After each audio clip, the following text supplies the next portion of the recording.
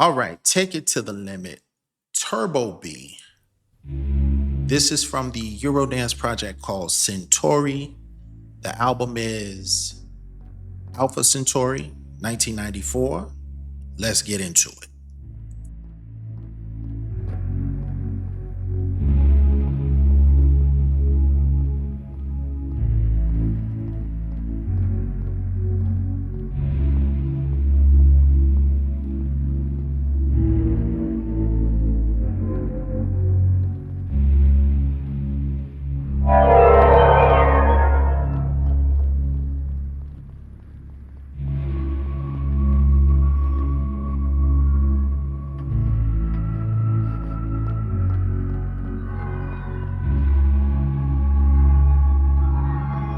Already very cinematic, you know.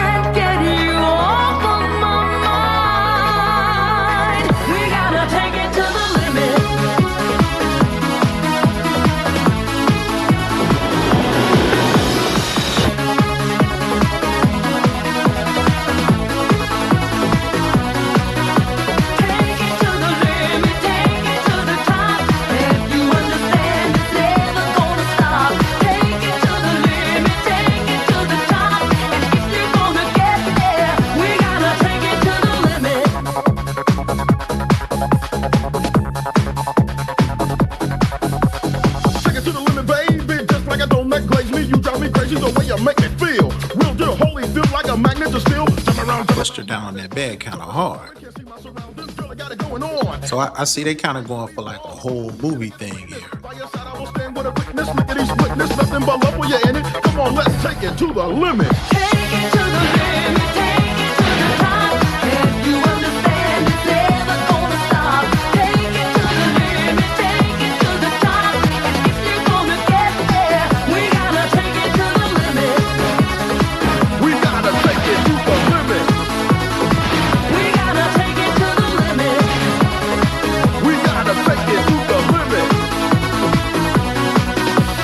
Can't understand why you're frontin', please tell me something. What the girl wantin', hope that is me. Yes, Turbo B, the original techno G. Man, I stand for you, baby. You make me feel so swayzy, crazy. Take it to the limit, no frustration. The sex education, run to the nation. I'll be there for you, honey. You're right on the money, and ooh, so stunning. And you're all that dig it. So let's take it to the limit. Take it to the limit, take it to the top. If you understand, it's never gonna stop. Take it to the limit. So the video is very elaborate. Look at this. This is like, you know, they were really going for it here. Whoever the director was, I can tell they have a real love for cinema. Kind of reminds me of some of the 80s Hong Kong action films. Okay, Turbo hit him with the one chop to the neck, just out. We gotta take it to the limit. I'm saying, shout out to the legendary Turbo B. He out there dressed like a Hebrew Israelite.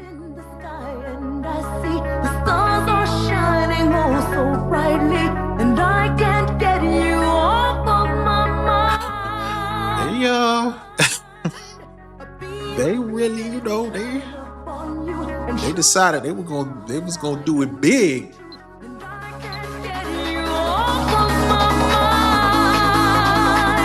Actress, she's gorgeous. If you understand,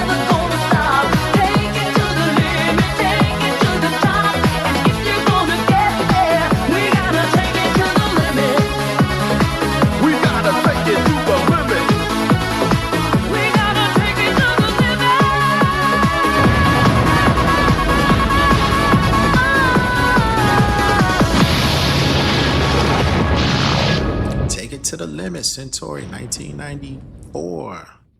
All right, I will be back in a moment with my comments.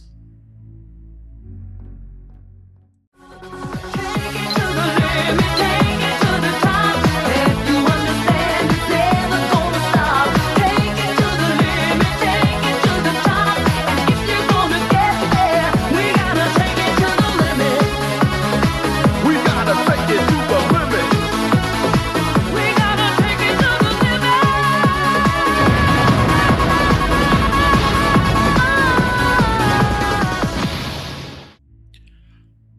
All right, so Take It to the Limit. Take It to the Limit Centauri from the album Alpha Centauri 1994. These are my thoughts. Take It to the Limit is a very proficient song with regards to production. The vocals by Lori Glory are solid. Turbo B sounds confident. He sounds swift on the microphone. The effort, the enthusiasm in the performances, it's all there. The track production is, again, I have to say, proficient, um, solidly executed. But I do have to say that this single doesn't feel like anything special. The team behind the Centauri project, from what I understand, they all had experience. Of course, you have Turbo B, who's coming from Snap, so he's already bringing a certain level of credibility and gravitas. So this team, they knew how to put this kind of music together, and we could even go so far as to say that each of the team members were in their own way somewhat architects of the Eurodance genre, each having made their own contributions. But still, this record doesn't feel like anything special. It actually feels pretty mediocre. And I imagine it checked all the boxes for the club goers who just want to dance. But this single feels like a very measured formula for a product that fits the Eurodance market of 1994. And it's been said that 1994 was the commercial peak for Eurodance. And it seems that the bar was set pretty high considering the hit records that dropped in 94 from groups like Pharaoh, Fun Factory, Max, Masterboy, Corona, and LaBouche. But when I say this record feels mediocre, that opinion could be supported by the fact that this single didn't chart all that well. It's a perfectly competent production from a perfectly competent team. It just feels a little generic. So if 1994 is the commercial peak for Eurodance, or 1994 being the commercial peak of Eurodance, it's like post 1994, Eurodance didn't just fall off a cliff because we still had a number of hits that dropped after 1994. Robert Miles in 95 and 96, Gala in 96, Dario G 97, Alice DJ 1998, Venga Boys 98 through 2000. You had Scooter in 2002. So Eurodance's impact and influence is stretched well into the early 2000s. I just think 1994 was the climax point, but also the point where Eurodance became so commercialized that it was now in the hands of the music industry. So it's no longer organic in a sense. And once Eurodance got away from like any music that has, origins in the underground, once Eurodance got away from the organic club culture that gave it life, it basically became like a tree separated from its roots. The music was no longer in the hands of those who first gave it life. The music was no longer coming from its true source. So I say all that to say that this track for me kind of punctuates the end of Eurodance's golden age. Now, a word on hip hop and rap in Eurodance. I am of the opinion that 90% of the rappers in Eurodance would not have been embraced by the hip hop audience in America. In the cultural centers of hip hop, I think the Eurodance rappers would not have really stood a chance. So when we start getting into continental Europe and maybe even further east, where you begin to deal with larger numbers of non-English speaking listeners, and I realize English is widely spoken globally. I realize you don't need to speak English in order to enjoy the music. Club goers who just want to dance, who might not care much about rap lyricism, which is actually what rap is all about. They're probably not going to really analyze the quality and the substance of the rapping. But in America, the hip hop crowd would be evaluating the rap on many levels with regard to delivery or flow, wordplay, imagery, intellect, and possibly above all, authenticity and groundedness. In the 90s, particularly in Black America, the standards for rap were still very high. Think about Nas, Eric B. and Rakim, Wu Tang Clan, etc. Nas dropped his debut album, Illmatic, in 1994, an album considered to represent the pinnacle of the art of rap. So this was the bleeding edge of the rap world. What was dropping in 1994. So it's for these reasons I suspect 90 to 95% of the rap in Eurodance would have been dismissed as whack, cartoonish nonsense, not even to be taken seriously. There are only a few rappers in Eurodance who stand out to me as real hip hop artists, meaning I believe they could have succeeded in Europe or in America. And they are what I consider to be rap artists who reflect a true affinity for rap, not only as a form of music, but also as a form of divine or sacred speech, if you will.